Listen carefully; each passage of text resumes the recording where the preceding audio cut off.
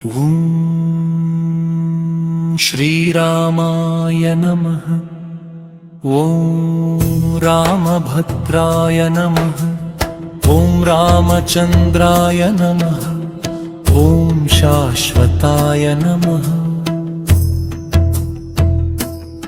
ॐ राजीवलोचनाय नमः। ॐ श्रीमते नमः। ॐ राजेन्द्राय नमः। ॐ रघुपुङ्गवाय नमः। ॐ जानकीवल्लभाय नमः। ॐ जैत्राय नमः। ॐ जितामित्राय नमः। ॐ जनार्दनाय नमः। ॐ विश्वामित्रप्रियाय नमः। ॐ दाम्राय नमः। ॐ शरणत्राणतत्पराय नमः। ॐ वालिप्रमथनाय नमः। ॐ वाग्मिने नमः। ॐ सत्यवाचे नमः। ॐ सत्यविक्रमाय नमः। ॐ सत्यव्रताय नमः। ॐ व्रतधराय नमः। ॐ सदा हनुमदाश्रयाय नमः। ॐ कौसलेयाय नमः। ॐ खरध्वंसिने नमः। ॐ विराधवधपण्डिताय नमः। ॐ विभीषणपरित्रात्रे नमः।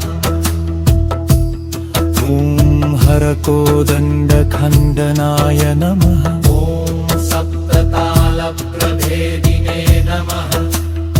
ॐ दशग्रीवशिरोहराय नमः।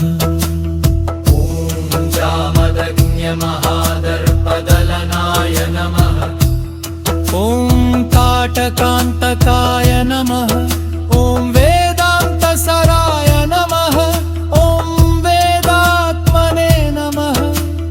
ॐ भवरोगस्य भेषजाय नमः।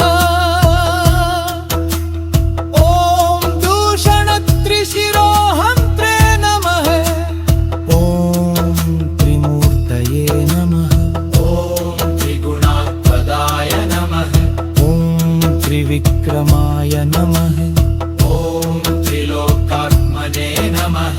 ॐ पुण्यचारित्रकीर्तनाय नमः। ॐ त्रिलोकरक्षकाय नमः। ॐ धन्विने नमः। ॐ दण्डकारण्यकर्त्रे नमः। ॐ अहल्याशापशमनाय नमः। ॐ पितृभक्ताय नमः। ॐ वरप्रदाय नमः।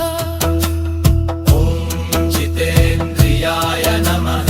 ॐ चित्तक्रोधाय नमः। ॐ जजितलोभाय नमः। ॐ महापुरुषाय नमः। महापुरुषाय नमः। ॐ पुण्योदयाय नमः। ॐ दयासराय नमः। ॐ पुराणपुरुषोत्तमाय नमः। ॐ सितवक्त्राय नमः। ॐ मितभाषिणे नमः। ॐ पूर्वभाषिणे नमः। ॐ राघवाय नमः। ॐ अनन्तगुणगम्भीराय नमः। ॐ धीरोदात्तगुणोत्तमाय नमः।